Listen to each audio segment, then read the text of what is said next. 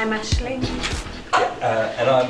My name's Athol, and my day job is working with TDC, a community development charity, and I know some of you in this room through that, and it's just say this is me in my personal life, not my work life, just to keep those two things separate. So I'm going to start by telling a bit about Coral's story. It's a group of friends. At the moment there's about 8 adults and 9 kids, around 5 households, and our aspiration is to create a community of up to around 30 or 40 households. There's a picture of some of us outside the Earthship in Stanmer Park, who some members of the group were involved in creating that. And basically we sort of came together because we had a sort of shared sense that the way we were all living our lives was not quite how we sort of dreamed it and wanted it to be.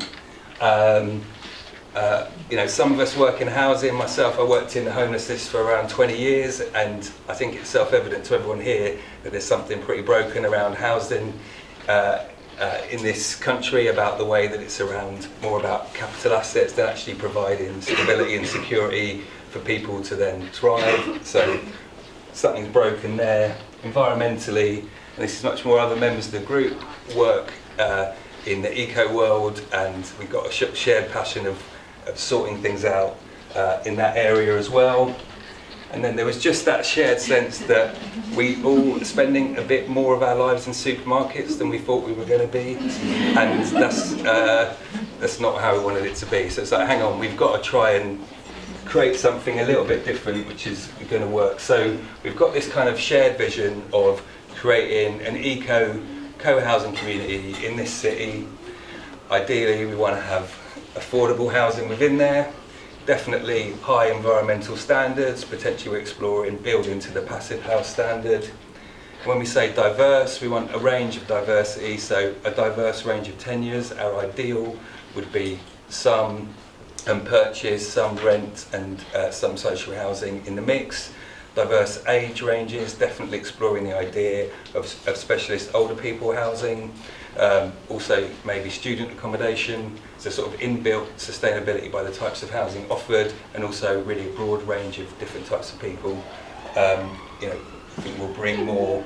And our dream as well is, we want to sort this out because we want to live differently, but we think that it's possible to create a replicable model, and if we can create the sort of funding mix that works, that then the idea that there can be a new way of living which is more connected and can be a few in this city, and then further and further, things are broken, and that does create opportunities for creating new ways of delivering housing. It's the whole thing about finding the sweet spot, about sharing resources with other people. We all want our individual bits, but the idea that when you put your lot in with kind of a gang together, that's the way to reduce our environmental impact, by sharing resources. Also, there's a lot of things that financially make a lot more sense. Sharing cars and bringing in our own electricity generation, which then makes everything cheaper, and a whole series of things that once you put them together make life cheaper for everyone. And as well as, even if it wasn't cheaper, it's just the idea that putting your lot in with other people and increasing human connection, and not all being in our individual isolated units, but actually sort of being in that gang, it just makes life better. And just reiterating that point, we don't just want to create something super niche. We'd love to try and create something that other people can do as well. So we decided on the name Coral. Coral are sea creatures that combine a mutual benefit which supports the broader ocean community. So we hope that represents co-housing to us, so a group of individual households that share resources, that support each other, to benefit the wider society in Brighton and beyond. Why do we want to do this? We want to do this because we want to live in a community now. So we've been going for just over a year, so we're very new, but we have quite a sense of urgency really. We're very determined on the outcome. We know how we want to live, and then it's taking the steps to get there. you know, if we could live in it tomorrow, we would. So we're I guess I'm saying we're much more focused on the outcome of living in it and working out what that is and the process to get there. So a big development for us was being supported by Brighton and Hove Community Land Trust, who gave us a grant, and we did some consultation workshops with a developer called Bioregional and Transition by Design, who are designers, architects, and they worked with us to help us formulate our vision more clearly, and they have I think it's 9 principles that we were very much aligned with: health and happiness, equity and local economy, culture and community, land and nature, sustainable water, local and sustainable food, travel and transport, materials and products, zero waste, zero carbon energy. So in our ideal world, this would be our vision. And they helped us formalise a bit. So we had just been meeting, whoever could make a meeting. We were meeting about once a week, once every 2 weeks, and they kind of helped us structure a bit, create an action plan, and part of that was looking at the skills within the groups and our strengths, and dividing into build team, finance team, community team. So at the moment, we're focusing on site hunting. We don't have land, we don't have a site. Creating the model and looking at grants, and then we're just in the process of opening up membership, because there's not that many of us. There's 8 adults, and there's, you know, as a lot of people here know, there's a huge amount of work, and we need more people, and we need more skills, more resources.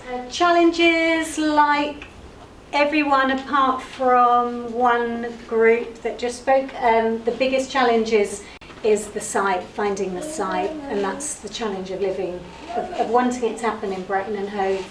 And then for us at the moment, we've been moving really quickly, really smoothly, with real ease, making decisions, meeting. All of those things have just happened with just no conflict at all. It's been easy in that way, but we know that we need to become more professional, and we've got to operate in a way more as a business, and we need more people, and that means sort of trying to find that balance of keeping the ease of it and the flow of it, but introducing more structure. You know, it's just amazing the amount of people with like a lot of skills and energy in the whole city, all like trying to create, you know, some very similar but some quite different, but they're just generally, there's just a strong sense that we've kind of got that, like in Brighton and Hove, we should be able to create different housing models, and it's just to sort of, between us, whatever it takes, I just think that we should have like at least one and many more. You know, it's just that thing about, yeah, we're running around getting so far and everyone else is doing all brilliant things, that it's just, you know, if anyone's got any ideas about how we could restructure or all work together to actually try and make things go to that next level, then we're totally up for it, because we should be able to make something happen here. And it's, you know, because you know, the principles, it's just this idea of connecting more, being better for the planet, better for our health, solving this, you know, chronic housing problem. It's just, it seems like the obvious solution. So it should be easier. We should just be able to create these things. So if anyone knows how to make it easier, we should be asking you the question. Something sort of worth saying about our approach is probably that everybody in the group and anybody that will join the group is open to a high level of compromise. So that's our approach, is that for this to really happen, there is an ideal, but we've all got to be extremely adaptable and extremely flexible, and compromise maybe in lots of ways for it to actually happen.